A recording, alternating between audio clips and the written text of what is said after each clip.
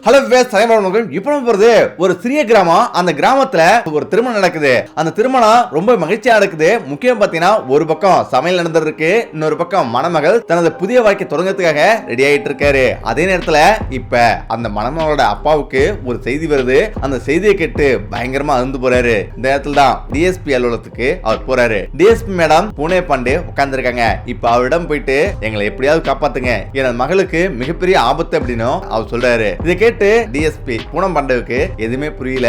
நடந்தது என்னன்னு சொல்லுங்க, அப்பதான் எனக்கு புரியும். உங்களது மகளுக்கு என்ன ஆபத்து அப்படின்னு அவங்க கேக்குறாங்க. அப்பதான் அவர் சொல்றாரு, எனது மகளோட மானம் பறிக்கப்பட போகுது. அது மட்டும் இல்லாம நாங்க இதுக்கு பிறகு உயிரோட வாழணுமா வேண்டாமா அப்படின்னு யோசிச்சுட்டு இருக்கேன் அப்படின்னு அவர் சொல்றாரு. பூனம் பாண்டேவுக்கு ஒண்ணுமே புரியல.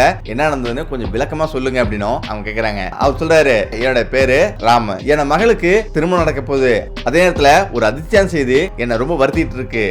இது இன்னைக்கு நேரத்துல நடக்கல, இது காலங்காலமே நடந்துருக்கு அப்படின்னும் அவர் சொல்றாரு. அந்த நேரத்துல தான் நடந்து சொல்லுங்க அப்படின்னும் அவங்க கேக்குறாங்க. ஆமா மேடம், எங்க ஊர்ல சக்தி வாய்ந்த ஒரு மனிதர் இருக்காரு. அந்த மனிதர் பேரு கரண். எங்க கிராமத்துல எந்த பெண்ணுக்கு திருமணம் நடந்தாலும் உடனடியா அந்த பெண்ணோட வீட்டுக்கு சொல்லி அனுப்பி முதல் நாள் இரவு அவர் கூட தங்க வைப்பாரு. அப்படி தங்க வைக்கலனா அவங்களுக்கு அவனுடைய பெற்றோர்களுக்கு மிகப்பெரிய தண்டனை கிடைக்கும் அப்படின்னும் அவர் சொல்றாரு. 150 பெண்களுக்கு மேல இந்த மாதிரி தான் அவர் பண்ணிட்டு இருக்காரு அப்படின்னும் அவர் சொல்றாரு. மேலும் பூனம் பாண்டே ஒரு நிமிஷம் அதிர்ந்து போறாங்க. என்ன நடந்தது மேலும் சொல்லுங்க அப்படின்னும் கேக்குறாங்க. எங்க கிராமம் முழுவதும் ஏழைகள் நிரம்பி இருக்கு, யாருமே முன்னேறல. அதே நேரத்துல கரண் என்ப ஒரு சக்தி வாய்ந்த நபரும் அங்க இருக்காரு. அந்த நபர் சொல்றதா அங்க சட்டம். அந்த நபரை மீறி எந்த ஒரு செயலுமே அங்க நடக்காது. அதுக்கு முக்கிய காரணம் என்ன, எங்களுக்கு எல்லாருக்குமே பண ரீதியா கொடுத்து உதவுவாரு. அதனால அவரை ஒருத்தர் கூட எதிர்த்து பேச முடியாது. அதே நேரத்துல எதிர்த்து பேசுற மாதிரி தான் அவங்களுக்கு மிகப்பெரிய ஆபத்து விளைவிக்குவாரு. அவங்கள பூண்டோட அழிச்சிருவாரு. அப்படி கொடூரமான ஒரு மனிதர்.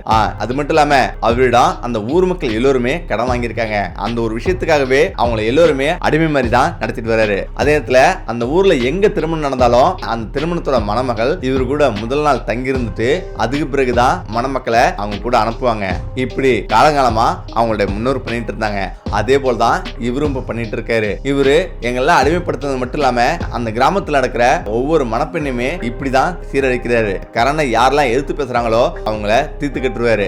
இப்படிதான் 4 மாசத்துக்கு முன்னாடி 4 இளைஞர்கள் வந்து அவரை எதிர்த்து கேட்டாங்க. ஒரு பெண்ணுக்கு திருமணம் நடக்கும் போது இந்த மாதிரி எதிர்த்து கேட்டாங்க. உடனடியா அந்த இரவு அந்த 5 இளைஞர்களும் காணாம போனாங்க. அதுக்கு பிறகு அந்த 5 இளைஞர்களையும் தலைகீழ கட்டி வச்சு தீ வச்சு கொளுத்திட்டாராம் அப்படின்னும் கொடூரமா கொண்டிருக்கான் அப்படின்னும் சொல்றாரு.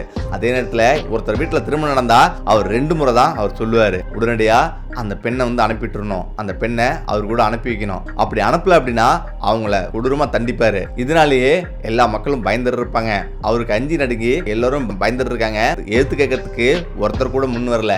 ஏன்னா எல்லோருமே அப்போதுல இருந்து அடிமைப்படுத்தி வச்சிருக்காரு அப்படின்னு அவருடைய கதை சொல்றாரு. இந்த இடத்துல தான் யாருக்குமே தெரியாம திருமணத்தை நடத்தி முடிக்கணும் அப்படின்னு ஏற்பாடு பண்ணேன். இப்பதான் ஊருக்கு ஒதுக்குப்புறமா ஒரு வீடும் கட்டி அங்க வந்து திருமணத்துக்கு ஏற்பாடு பண்ணேன். அதுவும் யாருக்குமே தெரியல. சீக்கிரமா திருமணத்தை முடிச்சு அனுப்பிடலான்னு பார்த்தேன். அந்த நேரத்தில் தான் திடீர்னு கரண் எனக்கு ஃபோன் பண்ணாரு. கரண் எனக்கு ஃபோன் பண்ணி இன்று இரவு உனது மகளை எனக்கு வீட்டுக்கு அனுப்பணும் அப்படின்னு அவர் சொல்லிருந்தாரு. அவர் சொன்னதால என்னால மறுவார்த்தையை பேச முடியல. என்ன பண்றதுன்னு எனக்கு தெரியல. என்னுடைய மனைவி என்னாச்சுன்னு கேட்டாங்க. இந்த நேரத்தில் தான் இந்த விஷயத்த சொன்னேன். இப்போ என்னுடைய மனைவியும் அதிர்ச்சியில உறைஞ்சிட்டாங்க. நான் டிஎஸ்பி மேடத்தை பூனம் பாண்டையை சந்திக்கிறேன். பூனம் பாண்டே இந்த ஊர்ல புதுசா வந்திருக்காங்க கேள்விப்பட்டேன். நான் போய் சந்திக்கிறேன் அப்படின்னு சொல்லிட்டு நான் வந்தேன் அப்படின்னும் அவர் சொல்றாரு. டிஎஸ்பி பூனம் பாண்டே மேடம் அவங்க புதுசா வந்த ஒரு அதிகாரி. இந்த கிராமத்துல இருந்து ரொம்ப தூரத்துல தான் அந்த நகரம் இருக்கு. அந்த நகரத்துல டிஎஸ்பி மேடம் புதுசா வந்திருக்காங்க. அவங்க நேர்மைக்கு பேர் போனவங்க. பணத்தை காட்டி அவங்கள எதுவுமே பண்ண முடியாது. அதனாலேயே அந்த நகரம் முழுவதும் அவங்க நல்ல பேர் எடுத்திருக்காங்க. மக்களிடம் செல்வாக்கு நிறைஞ்சிருக்கு. இப்ப இதை கேள்விப்பட்டவர் தான் நேரா டிஎஸ்பி மேடத்துல வந்திருக்காரு. அதே நேரத்துல மேலும் அவர் சொல்றாரு, மேடம் அவர் சாதாரண நினைக்காதீங்க. அவரை வெளி அதிகாரிங்க கூட யாரும் எதுவும் பண்ண முடியாது. அவரிடம் அரசியல் செல்வாக்கு அதிகமா இருக்கு. பணபலமும் அதிகமா இருக்கு. யாராவது ஒரு போலீசாரோ யாராவது கேள்வி கேட்க வந்தாலும் அவங்களுக்கு ஒரு பெட்டி நிறைய பணத்தை கொடுத்து அவங்களுடைய பேச்சை அப்படியே நிறுத்துவாங்க. ஏற்கனவே ஒருத்தரை அவர் கொண்டுட்டாரு. போலீஸ் ஊர்வல வந்தது. ஆனா மறுநாளே அந்த கேஸை பத்தி எதுவுமே தெரியாத அளவுக்கு அவர் மறைச்சிட்டாரு. அந்த அளவுக்கு பணபலமும் அதிகார பலமும் கையில வச்சிருக்காரு அப்படின்னும் சொல்றாரு. இதை சொல்லிட்டு கண்ணீர் விடுறாரு. என் மகளுடைய மானத்தை காப்பாத்துங்க அப்படின்னும் அவர் சொல்றாரு. இந்த இடத்துல தான் பூனம் பாண்டேவுக்கு கோபம் வருது.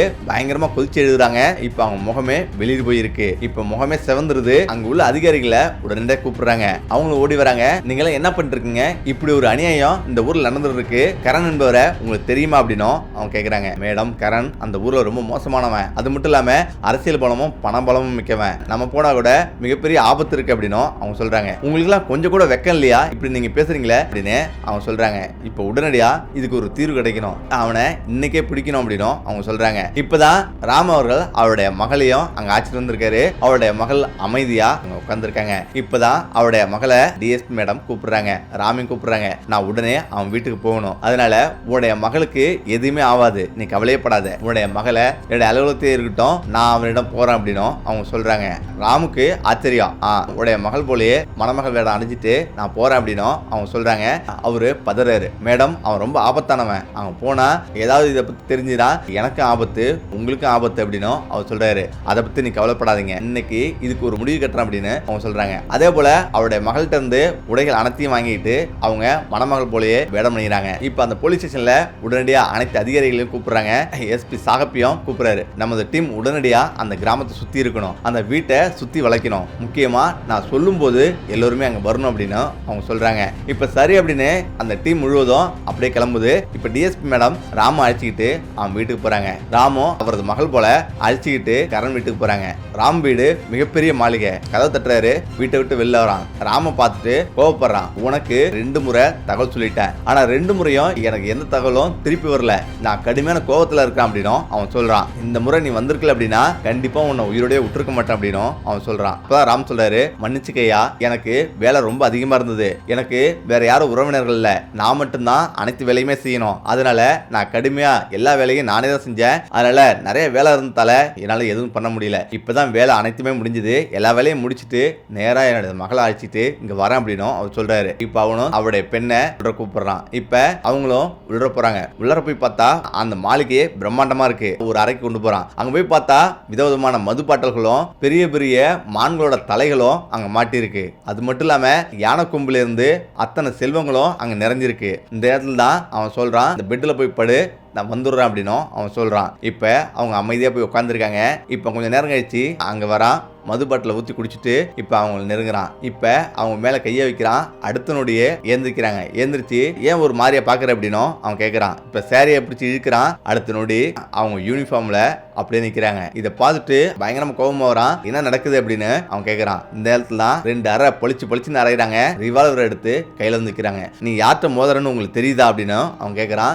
எனக்கு நல்லாவே தெரியும், ஒரு பொறுக்கிட்டு தான் பேசிட்டு இருக்கேன், ஒரு பொறுக்கிட்டு தான் நின்றுட்டு இருக்கேன் அப்படின்னும் அவங்க சொல்றாங்க. இதை கேட்டு அவன் கோபம் விடுறான். உங்களுக்கு எவ்வளவு நாளும் பணம் கேளுங்க, உங்களுடைய பதவியை எந்த அளவுக்கும் நான் உயரத்துக்கு கொண்டு போக முடியும், எவ்வளவு பணம் வேணும் மேடம் சொல்லுங்க, நான் உடனடியாக உங்களுக்கு பொட்டு பொட்டியா தரேன் அப்படின்னும் அவன் சொல்றான். அவங்களுக்கு மேலும் கோபம் வருது. இப்பதான் அவனை கையை முறுக்கிட்டு, என்ன எல்லோரும் மாதிரி நினைச்சியா, இன்னைக்கு உனக்கு மாமியார் வீட்டுல நல்ல விருந்து கிடைக்க போகுது, வாடா அப்படின்னு அவங்க அழைக்கிறாங்க. இப்ப அவனுக்கு அவனால பேசவே முடியல, நடுங்கி போறான். இப்ப உடனடியா அங்க போலீசார் சுத்தி வளைக்கிறாங்க. படுத்துனோடி அவன் கைது செய்யப்படுறான். இப்ப அது மிகப்பெரிய ஒரு செய்தியா மாறுது. அந்த நகரம் முழுவதும் இந்த செய்தி பரவுது.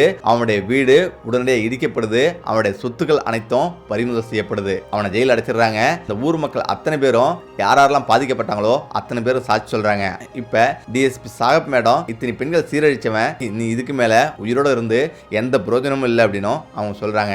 அடுத்த நொடி அவன் தப்பிச்சு ஓட பார்க்கறான். அடுத்த நொடி அவனுடைய புல்லட்டு 2 புல்லட்டு அவனுடைய தலையில இறங்குது. சுருண்டு கீழ் வந்துடுறான். இப்ப அந்த ஊர் மக்கள் அனைவருமே ரொம்ப சந்தோஷமாவும் மகிழ்ச்சியாவும் இருக்கிறாங்க. இப்ப திருமணம்னா அந்த ஊர் மக்களே சேர்ந்து கொண்டாடுறாங்க. முன்னாடிலாம் இந்த மாதிரி சில விஷயம் நடந்திருந்தது, அதுதான் கதைகளா நிறைய வந்திருந்தது.